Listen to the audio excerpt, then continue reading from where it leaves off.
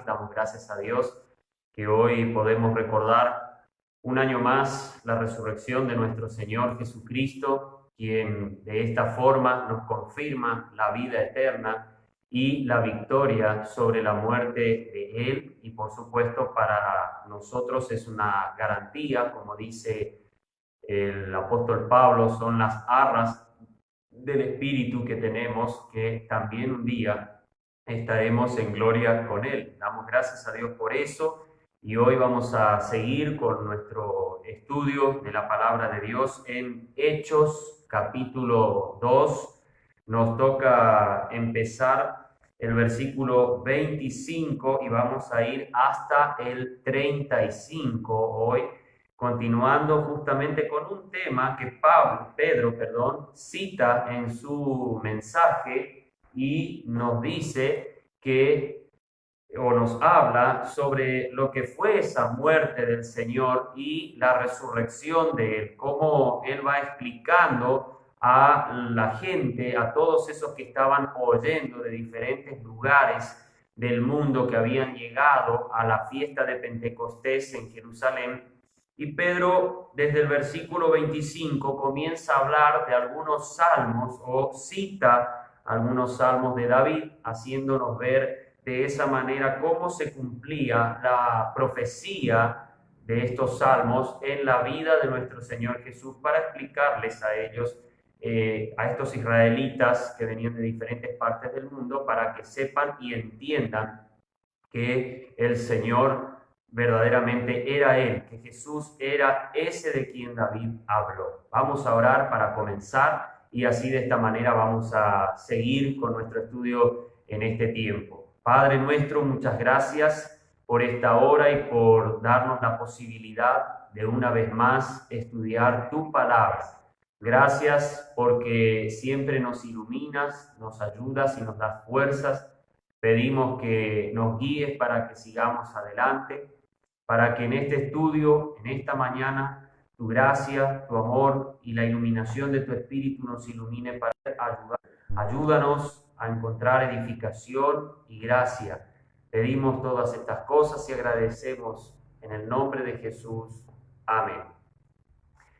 Bueno, vamos a leer lo que nos tocaría reflexionar sobre Hechos 2, esta serie de estudios en este capítulo que estamos hablando, y lo vemos en lo que es la llegada del Espíritu Santo al mundo, o mejor dicho, a formar la primera iglesia que comienza con 120 personas y después se añaden 3.000, como vamos a ver al final del capítulo, en el último tramo que vamos a hacer. Vemos que hay unos 3.120 que se el inicio, la inauguración de la iglesia de Cristo en ese día en que comenzaba la fiesta de Pentecostés. Desde temprano, con ese estruendo que había llegado, ese viento y la llegada del Espíritu, realmente una llegada gloriosa, una llegada impresionante para fundar o para formar a los primeros que serían parte de la iglesia. Y de ahí en adelante comenzó y siguió el Evangelio predicándose bajo el poder del Espíritu Santo, como lo había dicho el Señor Jesús en Hechos 1, versículo 8. Vamos a leer entonces desde el versículo 25 hasta el 35 y así vamos a poder saber de qué vamos a hablar y tratar hoy. Porque David dice de él: vi al Señor siempre delante de mí, porque Él está a mi diestra para que yo no sea conmovido. Por lo cual mi corazón se alegró y se gozó mi lengua, y aún mi carne descansará en esperanza, porque no dejarás mi alma en el sepulcro, ni permitirás que tu santo vea corrupción. Me hiciste conocer los caminos de la vida, me llenarás de gozo con tu presencia. Varones hermanos, del patriarca David, se os puede decir libremente que murió y fue sepultado, y su sepulcro está con nosotros hasta el día de hoy. Pero siendo profeta y sabiendo que Dios le había jurado con juramento que del fruto de sus lomos, en cuanto a la carne, levantaría al Cristo para que se sentara sobre su trono. Viéndolo, antes habló de la resurrección de Cristo, que su alma no fue dejada en el sepulcro, ni su carne vio corrupción. A este Jesús resucitó Dios, de lo cual todos nosotros somos testigos. Así que levantado por la diestra de Dios y recibido del Padre la promesa del Espíritu Santo, ha derramado esto que ahora vosotros veis y oís. Porque David no subió a los cielos, pero él mismo dice: dijo el Señor a mi Señor, siéntate a mi diestra hasta que ponga a tus enemigos por estrado de tus pies. Bien, hasta aquí vamos a estudiar hoy, y muy interesante que el tema de alguna manera converge a lo que es lo recordado en este día, en esta ocasión, sobre la resurrección de nuestro Señor Jesucristo, siguiendo la serie que estamos haciendo, pero coincidentemente tenemos también esta posibilidad de ver algo relacionado a la muerte y resurrección de nuestro Señor Jesús.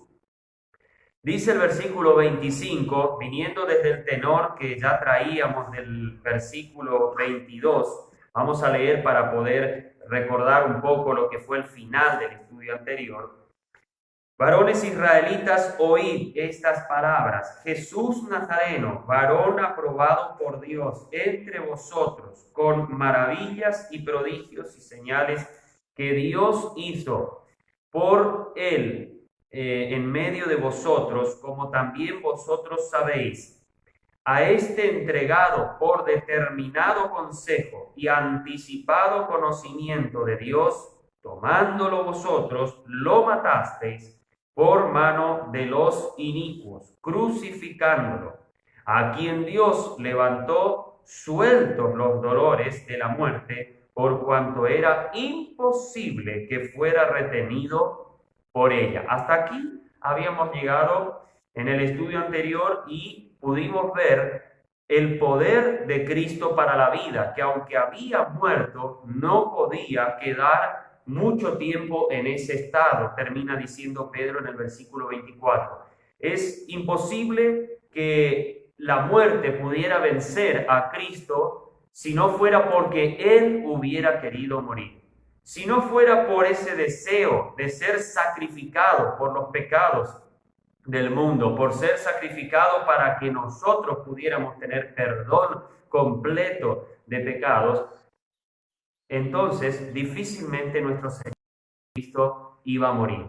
Hay algo que debemos entender. Cuando Juan comienza su evangelio, en el capítulo 1, dice a partir del versículo 4 en adelante, que en él estaba la vida, y él es la vida de los hombres. Hay que saber que Jesús mismo también dijo: yo soy el camino, la verdad y la vida. Él es vida en sí mismo. La muerte es algo incongruente para él. Pero como él sabía que venía como el Cordero de Dios que quita el pecado del mundo, por eso él se dejó, podemos decir así, se dejó morir. Se dejó matar por los hombres en su cuerpo para morir, pero su alma y espíritu estaban vivos siempre. Él siempre estuvo vivo y controlando hasta el tiempo incluso de su muerte y controlando el tiempo de su sepultura, haciendo actividades constantemente, porque la muerte no puede llegar a él, porque él es la vida. Todo respira, todo anda, como dice Pablo a los atenienses: en él vivimos, en él nos movemos, en él somos, dice. Es imposible que la muerte pueda de alguna manera obtener victoria sobre Cristo. No puede, porque aunque lo crucificaron y todo, pero él controlaba cada momento de lo que estaba pasando, cada momento en el que él estaba muriendo. Es importante que entendamos que Jesús es vida en sí mismo y es el dador de la vida, es la fuente de la vida. Ahora, sigamos un poco más con estas citas del Antiguo Testamento que hace el apóstol Pedro mientras está predicando. Dice, porque David dice de él. Estamos hablando de un tiempo estimado de más o menos 1000 años.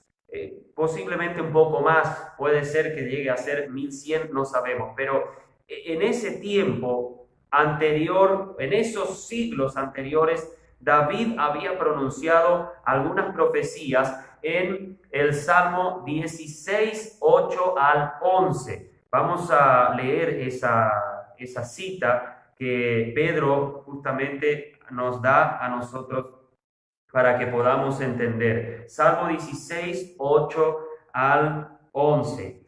A Jehová he puesto siempre delante de mí, porque está a mi diestra, no seré conmovido. Se alegró por tanto mi corazón, y se gozó mi gloria. También mi carne reposará segura, porque no dejarás mi alma en el sepulcro, ni permitirás que tu santo vea corrupción.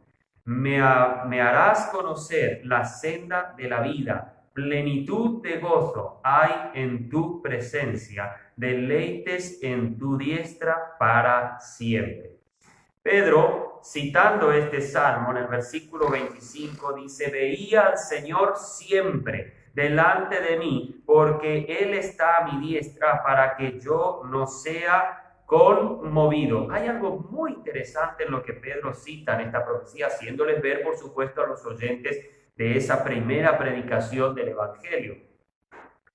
Primero, David, obviamente inspirado por el Espíritu Santo, dice, veía al Señor siempre delante de mí. Creo que cuando Cristo estaba en la cruz, estaba siendo crucificado por los romanos, en este caso, pero con un total incentivo de los israelitas de su momento, ¿qué sostenía? ¿Qué daba soporte al dolor y a la angustia e ignominia que estaba soportando el Señor Jesús? No cabe duda que la presencia de Dios cerca y frente de él era lo que lo animaba y lo sustentaba. Creo que nadie pudo sufrir más que Jesús. Nadie pudo llegar a un sufrimiento tan atroz como el que ha pasado nuestro Señor Jesús, y más cuando llegó a la cruz del Calvario. El dolor profundo. Es cierto, los romanos crucificaban a muchas personas. Incluso al lado de Jesús habían 2 personas más que estaban siendo crucificados con él.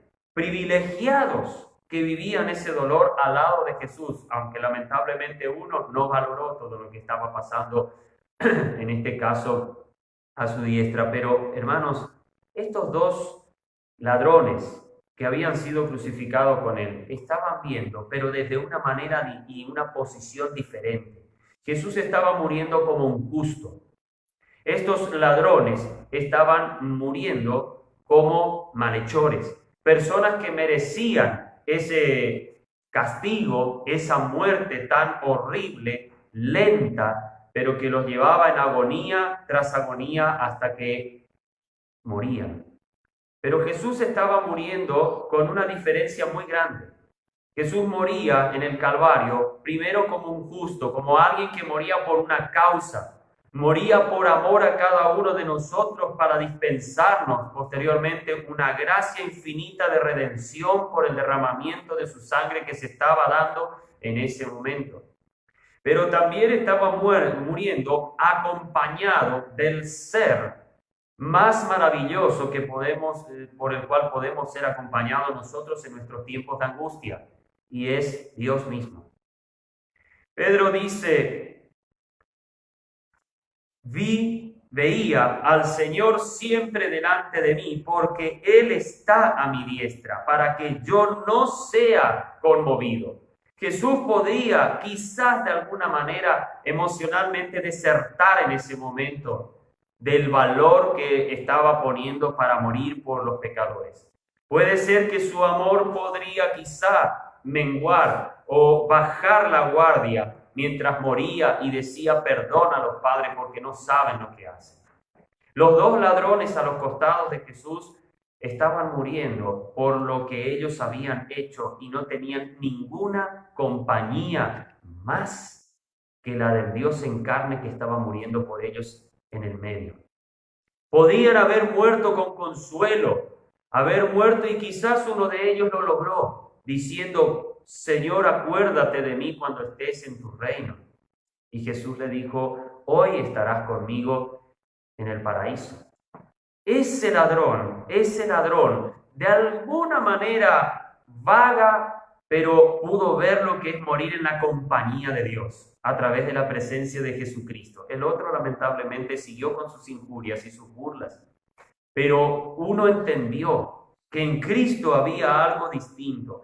David quizás estaba pasando por momentos muy difíciles cuando escribió este salmo, pero sin saberlo quizá, posiblemente, estaba profetizando lo que iba a pasar con Jesús en el tiempo más angustioso de su vida. Y creo que esa presencia de Dios que lo acompañaba, por supuesto, todo el tiempo en su ministerio terrenal, estaba acompañándolo constantemente ahí. Por eso no se conmovió. Por eso Jesús prefirió sufrir el dolor de los clavos, prefirió sufrir todo lo que estaba sucediendo alrededor de él, las burlas, incluso todo lo que se decía de él, las mentiras y el engaño que se hacía creer a la gente. Por lo cual mi corazón se alegró y se gozó mi lengua, y aún mi carne descansará en esperanza. Jesús, mientras moría, tenía un consuelo grande. Mientras estaba en la cruz clavado, estaba muriendo, pero sabiendo que eso no sería por mucho tiempo, que ese dolor terminaría en algunas horas nomás. Una vez que él moría, ese dolor terminaría, e incluso, aunque su cuerpo iba a ser puesto en un sepulcro, él sabía que no sería el final. Él entendía, y eso era consuelo. Creo, hermanos, que aunque nosotros a veces podamos padecer diferentes dificultades, pruebas y tribulaciones, luchas y angustias, con todo ello debemos saber que no será para siempre eso. No será algo que eternamente lo tendremos que padecer. A veces, cuando estamos en los momentos de angustias y de dolor en nuestro corazón por diferentes situaciones que nos ocurren, debemos entender una cosa: ¿quién nos está acompañando a nosotros en ese tiempo? ¿Quién para nosotros es la mejor compañía? ¿A quién estamos buscando mientras estamos en el dolor y la angustia e incluso en una enfermedad física, si así fuera? Hermanos, hay que entendamos que si nosotros no buscamos a Dios en el tiempo de dolor, en el tiempo de la angustia y en el tiempo de la desazón de la vida, entonces difícilmente encontraremos a una compañía mejor. Y no la hay. En el tiempo de angustia, el Señor Jesús no puso a su diestra a nadie más que no sea a Dios. Para Él era ver a Dios, ver la compañía y la fortaleza que le estaba dando para amar, para perdonar, y la vida misma que le estaba dando todavía para que Él pueda testificar incluso a un ladrón que estaba muriendo al lado de él. Porque no dejarás mi alma en el sepulcro, ni permitirás que tu santo vea corrupción. Es evidente, hermanos, que quien hablaba a través de David era nuestro Señor Jesucristo, unos 1000 años antes de este momento de la muerte de nuestro Señor. Es evidente que el Señor Jesús habló a través de él, de alguna manera prefigurando todo o figurando lo que iba a pasar unos 1000 años más adelante, 10, quizás a 11 siglos más adelante de la vida de David. Pedro hace notar que no se iba a dejar el alma en el sepulcro. Es seguro que Jesús, cuando murió, su alma fue a otro lugar y no permaneció en el sepulcro. De hecho, ningún alma de nadie, permanece en el sepulcro. Cuando alguien muere y es puesto en un ataúd para ser después de horas llevado al cementerio, esa persona, su alma, esa persona que vive esa parte inmaterial del hombre, no va a quedar en el ataúd siquiera. Una vez que muere, va a pasar o al infierno o a la presencia del Señor. Pablo había dicho a los filipenses que para mí el morir es ganancia, porque es estar con Cristo, lo cual es muchísimo mejor. Pero qué triste es cuando una persona, como dijo Jesús en Lucas 12, es separada, es matada al infierno en su alma. Qué triste es cuando va al juicio y a la expectación horrible que le espera en la eternidad porque murió sin Cristo. El alma va a la corrupción cuando va a ser destruida en el infierno y eternamente estará. Será una destrucción que nunca terminará. Es horrible lo que le espera a la persona que no recibe el mensaje de Cristo y no quiere creer en Él como su único Salvador. Pedro le dice a toda esta audiencia: porque no dejarás mi alma en el sepulcro, ni permitirás que tu santo vea corrupción. Me hiciste conocer los caminos de la vida, me llenarás de gozo en tu presencia. Ahora, hay algo interesante que uno se pone a pensar y dice, ¿cómo puede ser que no iba a haber corrupción? Obviamente David, después vemos que también Pedro dice, varones hermanos, del patriarca David se nos puede decir libremente que murió y fue sepultado y su sepulcro está con nosotros hasta el día de hoy. Obviamente, cuando David murió, por eso digo que Jesús hablaba realmente a través de David, cuando se escribía este salmo, se citaba por primera vez este Salmo 16. David murió, falleció más o menos a los 70 años, según vemos en el segundo libro de Samuel y primeros capítulos del primer libro de Crónicas, pero con todo podemos ver que él murió y obviamente que se había corrompido su cuerpo. Obviamente que su estado físico quedó deshecho y totalmente cenizas, y quizás para la época que Pedro ya predicaba, después de unos 1000 años y un poco más, posiblemente, su cuerpo estaba desaparecido, estaba el sepulcro, pero lo que habría ahí seguramente ya era polvo. Era solamente el símbolo de lo que era la presencia física o lo que fue la presencia física del patriarca David, como así lo identifica el apóstol Pedro. Ahora, la pregunta es, ¿el cuerpo de Jesús, que era un cuerpo perfecto, un cuerpo genéticamente intachable, no tenía nada de debilidades y no tenía ningún tipo de malformaciones genéticas, celulares? El cuerpo del Señor Jesús, aunque estaba destruido por los látigos romanos, por los castigos y puñetazos que recibió, por quizás estar pasando hambre en esa última noche donde fue arrestado y llevado ante Poncio Pilato, previamente un juicio falso que se hizo por parte del Sanedrín. Con todo ello, es importante saber que aunque su cuerpo estaba comenzando a sangrar y estaba desgarrado y hasta, digamos, de alguna manera herido muy fuertemente y su sangre estaba cayendo, aunque su cuerpo estaba con una imagen horrible, no quiere decir que estaba en corrupción. Y su cuerpo, es interesante que él dice, tu santo vea corrupción. Su cuerpo vea corrupción. La pregunta es entonces, ¿cómo puede ser? Porque si él murió y estuvo 3 días y 3 noches en el sepulcro, o como dice también en otro evangelio, en el fondo de la tierra, es importante saber a qué se refiere esto que no vio corrupción. El cuerpo puede estar durando hasta una semana y 2 semanas en su estado, digamos, visible como era la persona, dependiendo del tratamiento previo a lo que sería el velatorio. Jesús, aunque no fue velado, fue inmediatamente llevado al sepulcro por Nicodemo y José de Arimatea. Con todo ello, aunque estaba destrozado su cuerpo por la genética perfecta que tenía, el sistema celular, digamos, pulcro que llevaba, su cuerpo podía permanecer seguramente por mucho más tiempo, aunque estaba muerto, podía permanecer mucho más tiempo que un cuerpo contaminado por el pecado como el nuestro.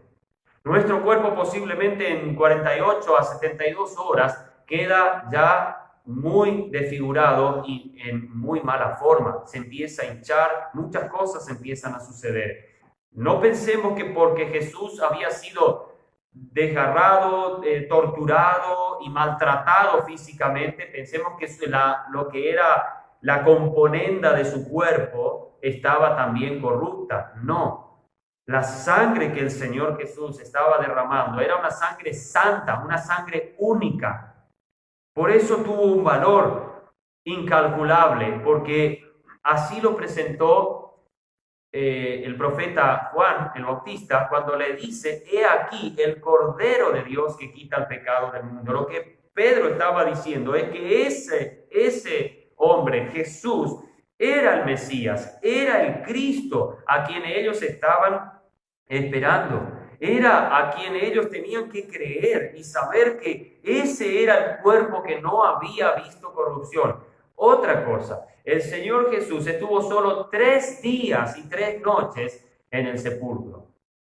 En ese tiempo, hasta incluso un cuerpo humano corrupto como el nuestro, lleno de imperfecciones, también queda todavía en su estado como era, aunque pueda estar hinchado, pueda estar con un color diferente, pero todavía se puede ver todo lo que compone el cuerpo en manera perfecta. Quizá posiblemente todavía no se está deshaciendo y descomponiendo por los agentes que actúan en la descomposición de un cuerpo humano, una vez que ha sido sepultado, sea en la tierra o donde lo quieran poner. Pero en 3 días y 3 noches, el cuerpo no logró corromperse de nuestro Señor Jesús. Esto es algo importante que es bueno que entendamos.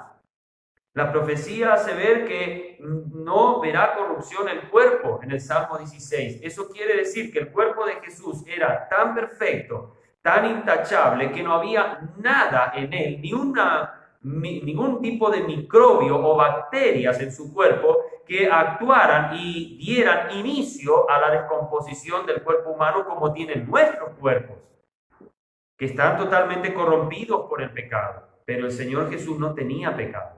Aunque en su cuerpo se había derramado la ira de Dios por el pecado y el pecado del mundo se puso sobre su cuerpo, con todo ello, en 3 días su cuerpo no se había corrompido en nada. Ahora, qué interesante que lo mejor que haya pisado esta tierra, el mejor cuerpo, el mejor hombre, haya muerto por usted y por mí, por nuestros pecados.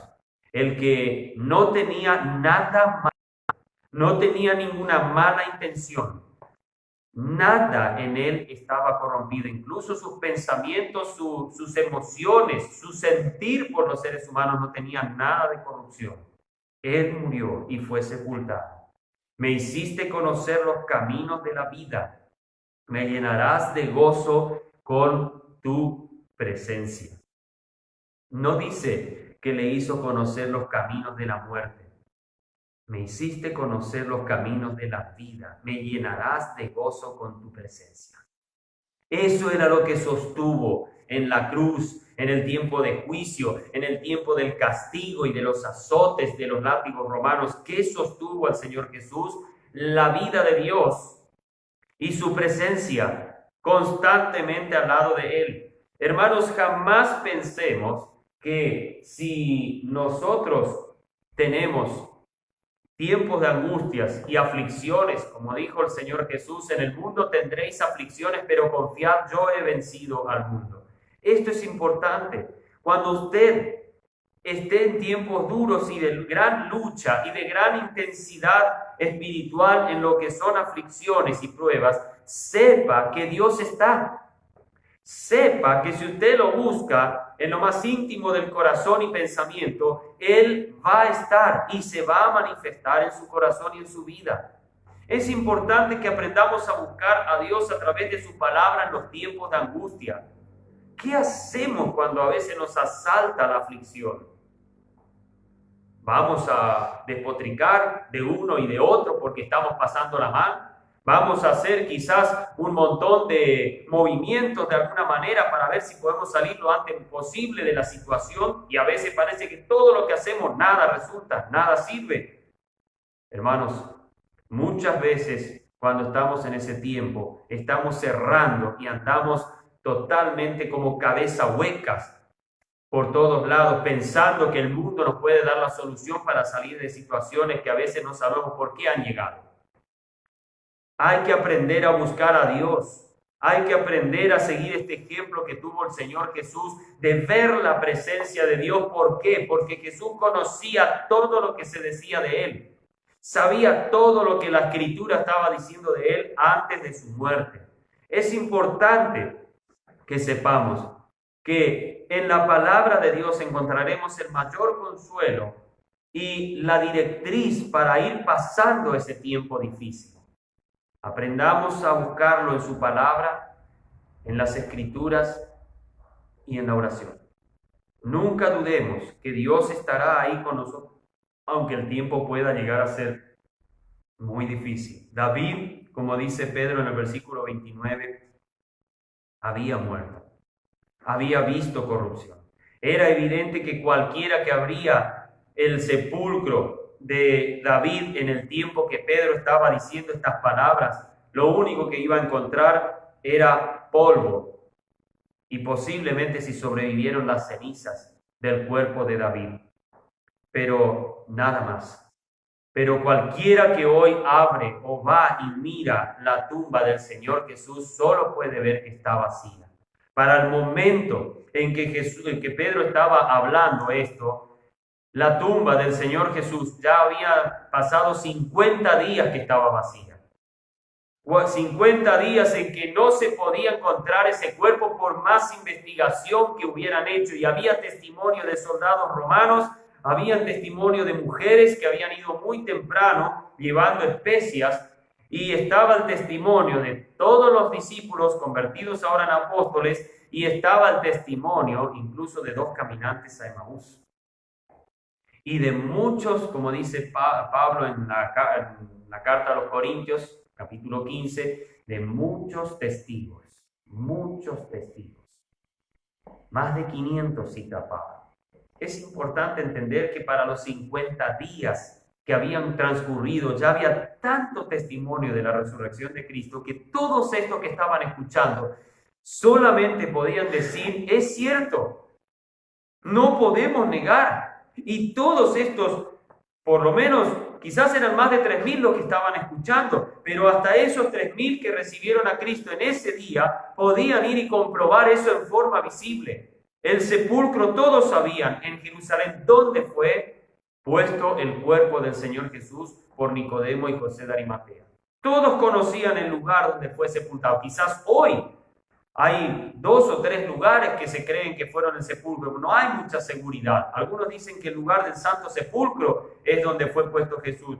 Posiblemente sea otro, la tumba que había encontrado Gordon. Pero no hay una seguridad plena. Pero para esta época, para este momento en que Jesús había muerto y hacía 50 días nomás que había sido sepultado, para este momento sí era comprobable dónde estaba Jesús y todos ellos podían ir y sabían que no había nada. Cuando Pedro predicó, sabían muy bien que el cuerpo de Jesús no estaba ahí. No importa si creían que él le robaron, como quisieron decir los soldados y de alguna manera, o la excusa que quisieran poner, pero sabían que el cuerpo de Jesús no estaba más en la tumba. Pero siendo profeta, hablando de David, pero siendo profeta y sabiendo que Dios le había jurado con juramento que el fruto de sus lomos, en cuanto a la carne, del fruto, perdón, de sus lomos, en cuanto a la carne, levantarían al Cristo para que se sentara sobre su trono. Cuando vamos al capítulo 7 del segundo libro de Samuel, ahí podemos ver lo que es el pacto de la monarquía con David por parte de Dios. David quería hacer el templo, quería construir una casa para Dios. Él miraba y veía que siempre el arca estaba bajo tiendas, bajo carpas. Pero él decía, ¿por qué tiene que estar así? Si todas las naciones tienen templos para sus dioses, tienen un lugar hermoso hecho, y él habita así. Y él quiso hacer. Pero Dios a través del profeta Natán le dijo que no va a hacer nada, no va a hacer ningún templo, sino lo único que va a hacer es preparar todo, pero el que iba a construir iba a ser su hijo, quien iba a salir de sus lomos en el tiempo de la historia temporal de David en la carne. Pero la profecía o el pacto que hacía Dios con David en ese momento iba mucho más allá de Salomón e iba hasta Cristo. Pedro hace notar que ese pacto davídico trascendía los siglos hasta llegar al tiempo de Cristo. Levantaría al Cristo, al Mesías, si vamos a la versión hebrea, para que se sentara sobre su trono. Todavía el Señor Jesús no se sentó en el trono de David como rey. Estamos esperando ese día, pero llegará. Pero Jesús cumplió la primera etapa del Salmo 16 de eso que dice David, que era llegar hasta la muerte, hasta la sepultura, sin ver corrupción. Recordemos nuevamente que el Señor no vio corrupción incluso hasta el momento de la resurrección. Su cuerpo estuvo en perfecto estado por lo que decía, por la especial y perfecta genética y sistema celular y todos los sistemas que componen la vida del cuerpo. Todo estaba en perfecto estado. Aunque él estaba en agonía y cansado, todo estaba en perfecto estado.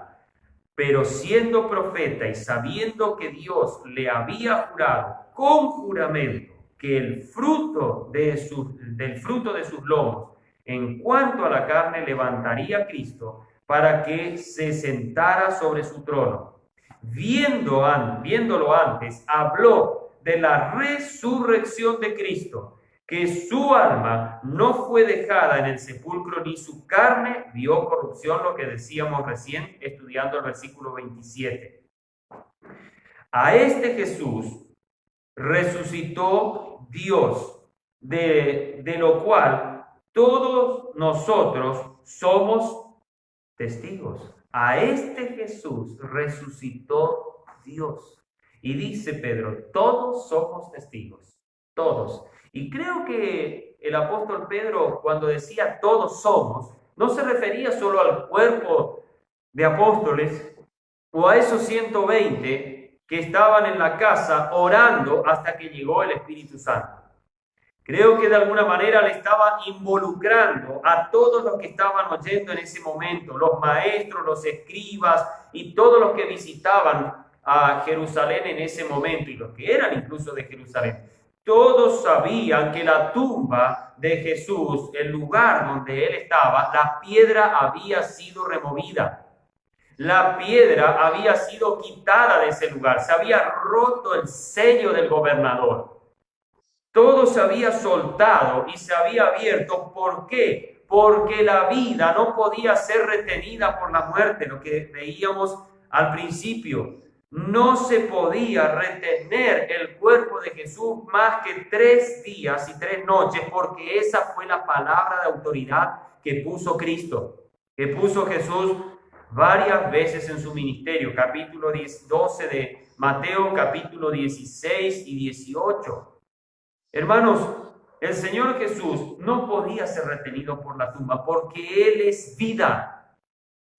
Y Él no murió como morimos nosotros en la forma que nuestra alma queda a la espera. Él estaba activo, seguía trabajando mientras su cuerpo estaba en el sepulcro, pero su alma estaba en otro lugar, estaba en otra esfera, en donde seguía proclamando la victoria sobre la muerte, la victoria sobre el pecado y la muerte. Porque aunque Cristo había muerto, su cuerpo había sido puesto en el sepulcro, su alma estaba proclamando en el paraíso la victoria sobre la muerte y por sobre todo sobre el pecado, lo que causa la muerte. Por un hombre había venido el pecado, dice Pablo en Romanos 5, y por otro había venido la vida, la resurrección. Es importante que entendamos lo que Pedro les quiere hacer entender a todos estos oyentes mientras él va predicando. David, de alguna manera, habló. Siempre pensamos que el tema de la resurrección no está en el Antiguo Testamento. Sí está desde los días de Job. Desde los días de Job, cuando vamos al capítulo 19 de su libro, versículo 25, dice que él lo vería, que aunque su carne sería destruida, pero él vería a su Redentor, porque yo sé que mi Redentor vive, dijo Job también. Es importante entender que la resurrección era algo que se podía conocer. ¿Y por qué Pedro está citando estas profecías de David? ¿Por qué cita estas palabras? Para que entiendan estos oyentes israelitas, porque conocían la Escritura y más de una vez habrán leído el libro de los Salmos y los profetas, y al leerlos sabían que esas palabras estaban ahí. Pedro comienza a citar. Obviamente detrás de las palabras de Pedro estaba el poder de iluminación del Espíritu Santo a todas estas almas. Y quiero decirle, todos los que recibieron a Cristo ese día y los que no recibieron a Cristo entendieron lo que Pedro estaba diciendo. Hay que saber que el Espíritu de Dios, cuando estamos predicando el Evangelio a alguien de acuerdo a la palabra de Dios, está iluminando el pensamiento de ese pecador. Pero si éste no recibe a Cristo y no quiere recibir el mensaje, no va a tener excusa delante de Dios. Yo no entendí lo que me quisieron decir. Porque el Espíritu Santo con toda seguridad le dará entendimiento para que entiendan. A este Jesús resucitó Dios, de lo cual nosotros somos testigos. Así que levantado por la diestra de Dios y recibiendo del Padre la promesa del Espíritu Santo, ha derramado esto que ahora vosotros veis y oís. Habíamos dicho en el estudio anterior, Pedro citaba el capítulo 2 de Joel a partir del versículo 28 hasta 32. Había citado esa profecía para que toda esta audiencia, toda esta gente pudiera darse cuenta que había una profecía que se estaba cumpliendo, que el Espíritu Santo vendría y daría palabras de gracia y de salvación a todos los que oyeran. Dice que los jóvenes verían sueños y tendrían visiones y un montón de cosas, pero era una profecía que se iba a cumplir ahí, en ese momento en que Pedro iba a predicar por primera vez el Evangelio a los de Jerusalén y Judea y a los israelitas que habían llegado de diferentes puntos del mundo a escuchar o a participar, mejor dicho, de la fiesta de Pentecostés. Es importante que nosotros, hermanos, entendamos que todo lo que ocurre en el capítulo 2, mientras Pedro predica, son profecías que se estaban cumpliendo en ese momento. Recuerden que los 120 que estaban en esa casa orando por 10 días, esperando la llegada del Espíritu Santo, eran personas de diferentes edades. No eran solo adultos que estaban ahí y porque tienen mejor tendencia a la vida espiritual. Habían jóvenes. De hecho, el apóstol Juan mismo para este tiempo era una persona joven, una persona que posiblemente no sabemos si llegaba a los 20 años. Puede ser que sí llegaba y estaba un poquito más allá de los 20, pero era muy joven, pero estaba predicando al lado de Pedro el Evangelio. Vamos al capítulo 3, vamos al capítulo 4 del discípulo que acompañaba a Pedro. Era el apóstol Juan, que estaba siempre con él. Es importante saber que estas profecías, esta gente que estaba aquí hablando y participó de la embestida y de la llegada del Espíritu Santo por primera vez, eran jóvenes, adultos y también habían quizás niños, preadolescentes que estaban ahí. Por eso dice, verían visiones, verían algo impresionante que nunca se había dado, pero esto se daría principalmente dentro del cuerpo de creyentes en lo que se relaciona a Israel, no a los gentiles. A los gentiles llegaría el evangelio por la predicación de Pedro y posteriormente del ministerio del apóstol Pablo. Y por supuesto que Bernabé colaboró y colaboró Apolo, Silas y varios otros más, pero la predicación del evangelio no era necesario, a excepciones nomás, como se ve en el capítulo 14 en Licaonia y otros milagros que había hecho Pablo, pero eran excepciones, no era el hilo constante de la predicación que tenían que haber espectáculos y milagros. Hubieron entre gentiles algunos milagros, pero era hecho por los predicadores israelitas, no por los predicadores gentiles. Esto también hay que entender cuando leemos el libro de Hechos, saber que la mayoría de los milagros que se hicieron eran por personas de Israel, porque para ellos eran estas señales y este ministerio, no era para los gentiles. Y aunque en la predicación a los gentiles se hicieron algunos milagros, fueron hechos por la mayoría de las veces israelitas. Y esto es importante que entendamos. ¿Por qué? Porque dentro de la audiencia a la predicación de los gentiles, muchas veces también habían israelitas que estaban viviendo en esas ciudades y esas señales, esos milagros que hacía posiblemente Pablo o lo hacía Pedro, eran señales para estos israelitas. Por eso el apóstol Pablo le dice a los corintios que los judíos buscan señal y los griegos buscan sabiduría. A los gentiles no les interesaba tanto señales milagrosas, pero sí conocimiento y entendimientos nuevos. Pero los israelitas querían ver señal. Por eso le dijeron al Señor Jesús, muéstranos una señal y nos basta. Como diciendo, haz algo, haz algún milagro, algo que nos muestre que eres el Mesías, creyendo que Jesús cumpliría ya en ese momento, por pedido de ellos, alguna profecía. Pero el Señor Jesús le dijo, señal no le será dada, sino la señal del profeta Jonás. Así como el profeta estuvo en el gran pez 3 días y 3 noches, así estará, dice el Señor Jesús, o estará el Hijo del Hombre en el fondo de la tierra 3 días y 3 noches. Esa era la señal. Y estos israelitas tuvieron esa señal. Después de 3 días y 3 noches, Jesús resucitó de entre los muertos. Nadie pudo encontrar más el cuerpo de Jesús después de 3 días y 3 noches en ese sepulcro que había sido puesto. Y esta gente era testigo de todo eso. Esta gente que estaba escuchando el mensaje sabía que el Espíritu Santo los estaba iluminando para que entiendan que era otra profecía que se estaba cumpliendo. Porque David no subió a los cielos, pero él mismo dice, dijo el Señor a mi Señor, siéntate a mi diestra hasta que ponga a tus enemigos por estrado de tus pies.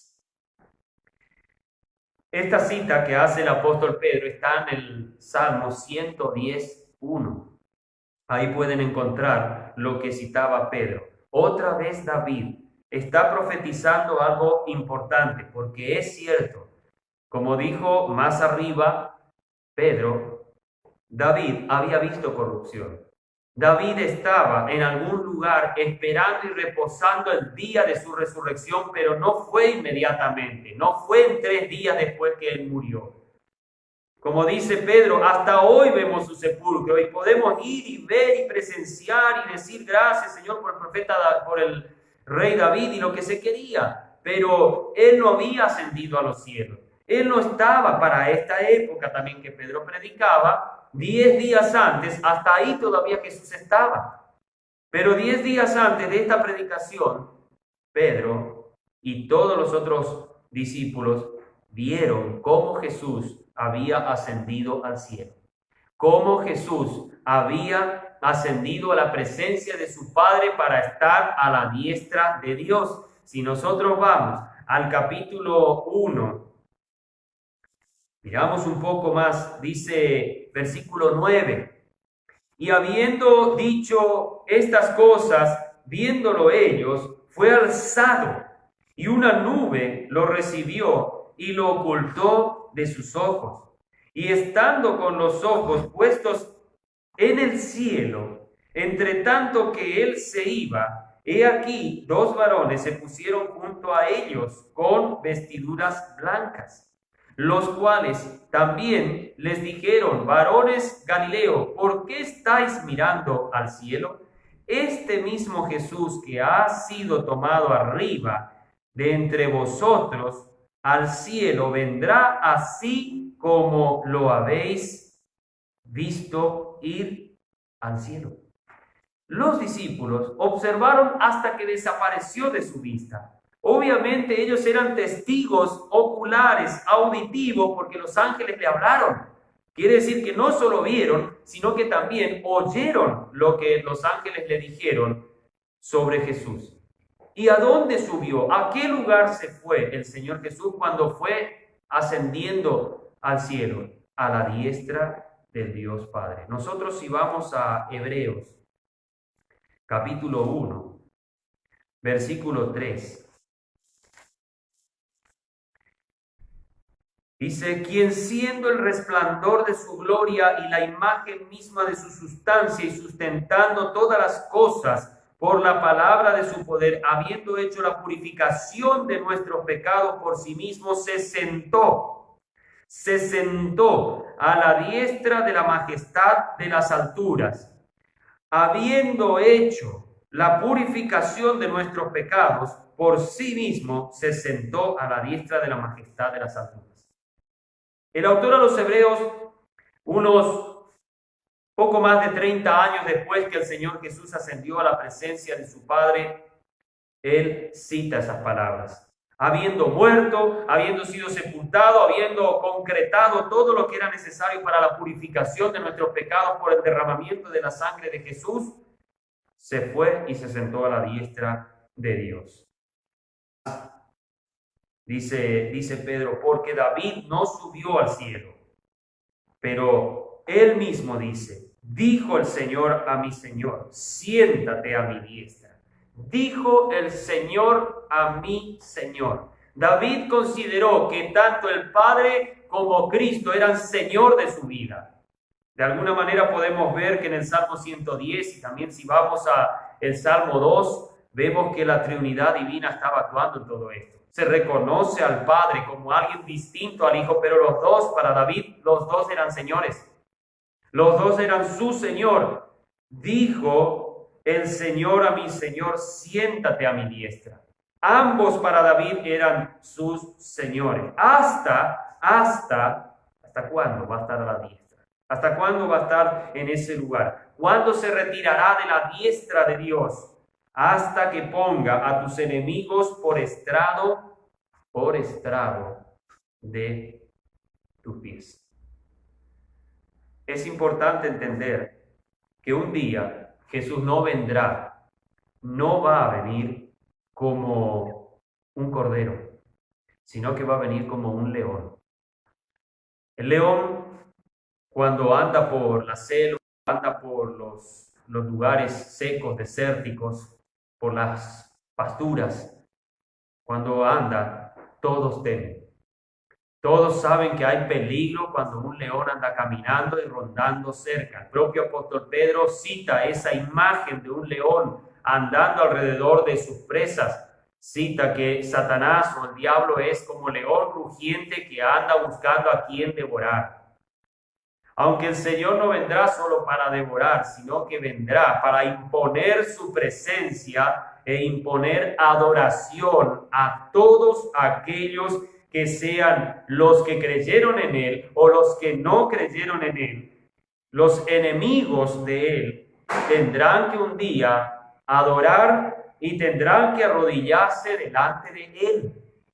Todos van a confesar su nombre, dice Filipenses capítulo 2, versículos 9 al 11. Todos van a postrarse y doblarán sus rodillas, e incluso Satanás mismo. Y todos los demonios no solo temblarán a su presencia, sino doblarán sus rodillas y tendrán que decir que Jesucristo es el Señor. Quieran o no creer, y lo que sea que sigue el entendimiento de muchas personas hoy en el mundo que no quieren creer a Cristo como Salvador personal, esas personas tendrán que arrodillarse delante de Él y confesar que Jesucristo es el Señor. Sea que hayan muerto en pecado o hayan muerto en Cristo, confesarán que Cristo es el Señor. Esas personas que mueran en pecado y que mueran quizás levantando puños a Dios y a su Hijo Jesucristo, al Señor y Señor, como dice el versículo 34, dijo el Señor a mi Señor. Los que levantan los puños contra Dios, rechazan el mensaje, no quieren saber nada de lo que Cristo ha predicado y enseñado, esas personas un día sabrán y tendrán que llegar al estrado de los pies de Cristo. Y aunque seamos cristianos, y aunque hemos sido beneficiados por la muerte de Cristo, con todo ello tenemos que saber una cosa. Es un gran honor por parte nuestra y por parte de Dios, podemos decir, el solo hecho que podamos llegar a los pies de Cristo. Si no podemos llegar a sus rodillas, a sus caderas, a su vientre, a lo que sea otra parte de la presencia del Señor Jesús, pero con el solo hecho de decir que pudimos llegar a su gloria, al estrado de sus pies, que sería la parte de abajo, al lugar donde pisa, el lugar ese donde está pisando Jesús, a la parte de la planta de los pies de Jesús. Si llegamos ahí, es una gran maravilla. Démosle gracias al Señor que hemos sido aceptados en Cristo para poder estar en su presencia, no como impíos que van a ser destruidos, sino como personas que hemos alcanzado redención, que hemos alcanzado el favor de Dios en Cristo. Que Dios nos ayude a valorar lo que Cristo hizo en la cruz, que nos ayude a valorar y agradecer siempre lo que fue su tiempo en el sepulcro y lo que fue el tiempo que estuvo en el paraíso, que ese ladrón también fue con él, estuvo ahí y escuchó la victoria sobre el pecado. Y también que valoremos la resurrección de Cristo, que valoremos lo que hizo por nosotros, habiendo salido de la tumba sin ninguna corrupción, glorificado, lleno de vida, y para seguir dando vida a aquellos que la quieran encontrar en Cristo Jesús. Que Dios verdaderamente nos bendiga y nos ayude siempre a reconocerlo. Padre nuestro, gracias por tu palabra una vez más. Muchas gracias, Señor, por todo lo que nos diste, por todo lo que hiciste por nosotros. Pedimos, Señor, que nos ayudes, que nos guíes y nos sustentes en nuestra vida espiritual, y que siempre mantengamos en alto la esperanza, que aunque pasen muchas cosas a veces aquí, no muy gratas, tú estás con nosotros. Gracias por la garantía de vida eterna que nos das, por la resurrección de entre los muertos de nuestro Señor Jesús. En el nombre de Jesús. Amén.